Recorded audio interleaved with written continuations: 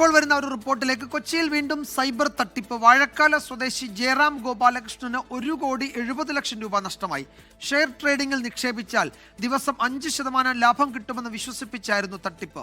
Vipin C Vijayan വിവരങ്ങൾ നൽകും. കൊച്ചിയിൽ നിന്ന് വിപിൻ, 1 കോടിയിലധികം രൂപ നഷ്ടമായിരിക്കുന്നു. നമ്മൾ ഓരോ ദിവസവും ഇത്തരം ഓൺലൈൻ തട്ടിപ്പുകളുടെ, ഈ ഷെയർ ട്രേഡിങ്ങിന്റെ മറവിലെ തട്ടിപ്പുകളുടെ ഒക്കെ വിവരങ്ങൾ പ്രേക്ഷകരിലേക്ക് എത്തിക്കുന്നുണ്ട്. വീണ്ടും ആളുകൾ പക്ഷേ ഈ ചതിക്കുഴിയിൽ പെടുകയാണ്.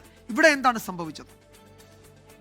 അതെ വിജയകുമാർ, ഒരു വലിയ തട്ടിപ്പ് വീണ്ടും കൊച്ചിയിൽ നടന്നിരിക്കുന്നു എന്നുള്ളതാണ്. 1,70,00,000 രൂപ നഷ്ടപ്പെട്ടിരിക്കുന്നു. ഇതിൽ തൃക്കാക്കര പോലീസ് കേസെടുക്കുകയും ചെയ്തിട്ടുണ്ട്. വാഴക്കാല സ്വദേശിയായിട്ടുള്ള ജയറാം ഗോപാലകൃഷ്ണന്റെ പരാതിയിലാണ് ഇപ്പോൾ കേസെടുത്തിരിക്കുന്നത്. ഈ കേസിനാസ്പദമായ സംഭവം 2025 ഓഗസ്റ്റ് 1 മുതൽ ഈ ഓഗസ്റ്റ് 13 വരെയുള്ള ഒരു കാലയളവിൽ 3 തവണയായി പണം തട്ടിയെടുത്തു എന്നുള്ളതാണ്.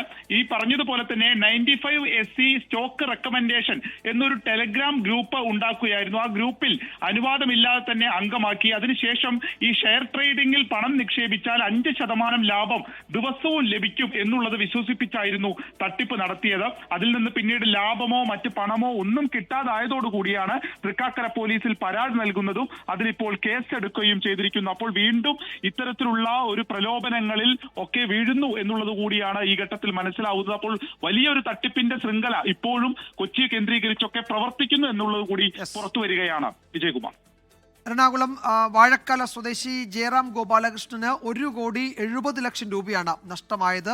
5% ലാഭം കിട്ടും ഓരോ ദിവസവും എന്ന് വിശ്വസിപ്പിച്ചായിരുന്നു ഈ തട്ടിപ്പ് നടത്തിയത്. വിപിൻ സി വിജയനാണ് വിവരങ്ങൾ നൽകിയത്. ലോകത്തെവിടെയായാലും ഏത് സമയത്തും 24 വാർത്തകളും ഓഗ്മെന്റഡ് റിയാലിറ്റി പാക്കേജുകളും എക്സ്പ്ലെയിനറുകളും വിശദമായി കാണാൻ ഞങ്ങളുടെ യൂട്യൂബ് ചാനൽ നിങ്ങൾക്ക് സബ്സ്ക്രൈബ് ചെയ്യാം.